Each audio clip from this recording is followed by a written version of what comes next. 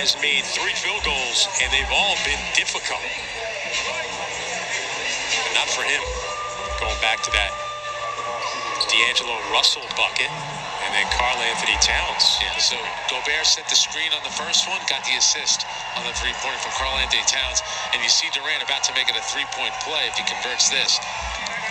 You know, you watch him play, and it reminds you a lot of last season when there were times when he was just absolutely dominant. A lot of nonsense happened this summer, but don't forget, Kevin Durant is one of the top players in the league, no question about it. Yeah, I mean, his entire career, not just last season.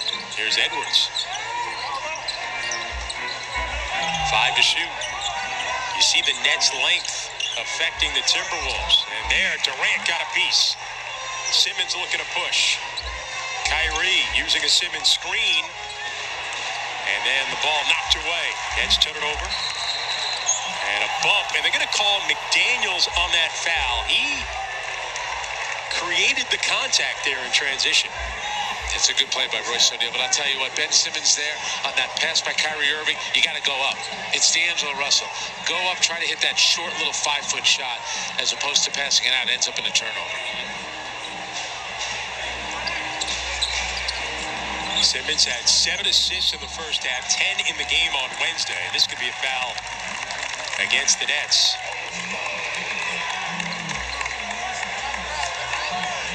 Illegal screen. They get it on Claxton, not Durant, although Durant arguing the call. On that 2 possessions ago, when Karl Anthony Towns had the ball outside the three-point line, he couldn't drive past Ben Simmons. Yeah. So then he was left to just shoot over him, and Simmons has that size to make it difficult for him. Now you see O'Neal taking the hit from Towns, and he drew the foul. Royce O'Neal came to Brooklyn with the reputation of being an outstanding defender, and he shows it there. And that's why the Brooklyn Nets keep, you see him draw the foul on Towns, who lowers his shoulder and his elbow, and he gets O'Neal. That's a good call by the officials. That's why they want him to get that corner shot. They know he can do so much defensively. Yeah. Here he gets into the lane and converts a little runner. And knocks down a little runner there. Maybe that opens up the basket for him. Nets a 10-point lead. Contact away from the ball. They're going to get Claxton here. Get tangled up with Gobert. Second foul on Nick. You talked about Ben Simmons' perimeter defense. I thought it stood out his low post defense against Giannis the other night. He's got a versatility in his defensive game. And here's another steal. Kyrie. Durant. Oh, that would have been spectacular. Nets still take possession. Durant again. That one goes down. Royce O'Neal with the assist. It was his deflection which created that turnover. Nets have liked that Midwestern air here in the preseason. It's gotten them going again. Trip to Milwaukee, now to Minneapolis. Like a different team than we saw the first 2 preseason games. That's a foul. And they're going to not continue that. There'll be a foul on Simmons before the shot. The first 2 games were not good for the Brooklyn Nets. They didn't play well. Sometimes getting away, you're on the road together for a couple of days. Sometimes that's good. You want to build a little team camaraderie, and certainly it's been impacted with their play. He wanted the continuation there. He's got to go back to the 70s. Then it would have been good. That would have been a good basket. Not in 2022. Well, the 70s didn't have a lot of guys 6'11" that could shoot it like Karl Anthony Towns.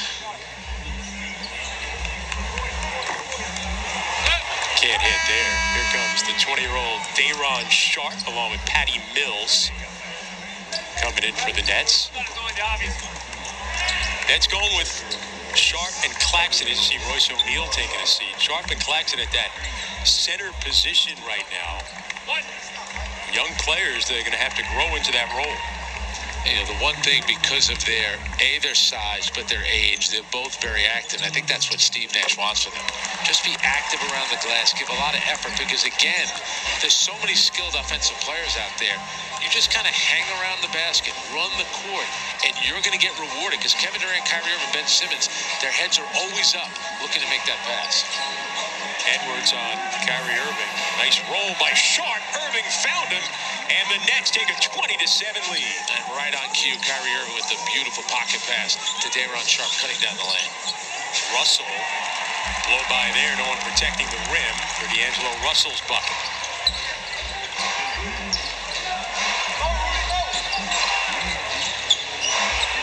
Morris in the game, setting that screen. The three off the mark, rebounded by Minnesota. Markieff Morris in the game for the first time. Here's D'Angelo Russell connecting.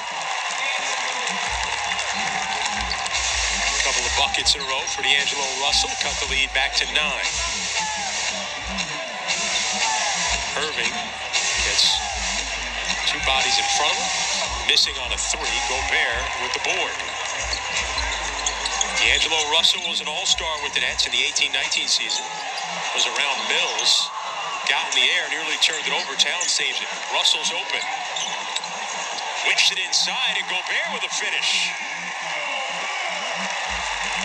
That can't happen if you're the Brooklyn Nets. You can't allow Rudy Gobert to get that kind of position and for a pass to come along the baseline like that without someone getting a hand up to deflect that.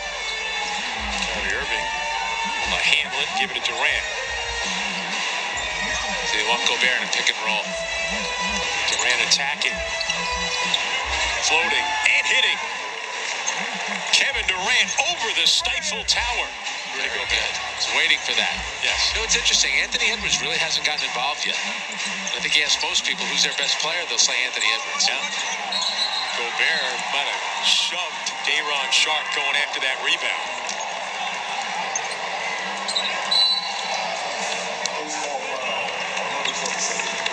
It is a foul on Gobert. There's that pass by D'Angelo Russell. For Gobert with the flush. Good start for the Nets. First quarter in the Twin Cities.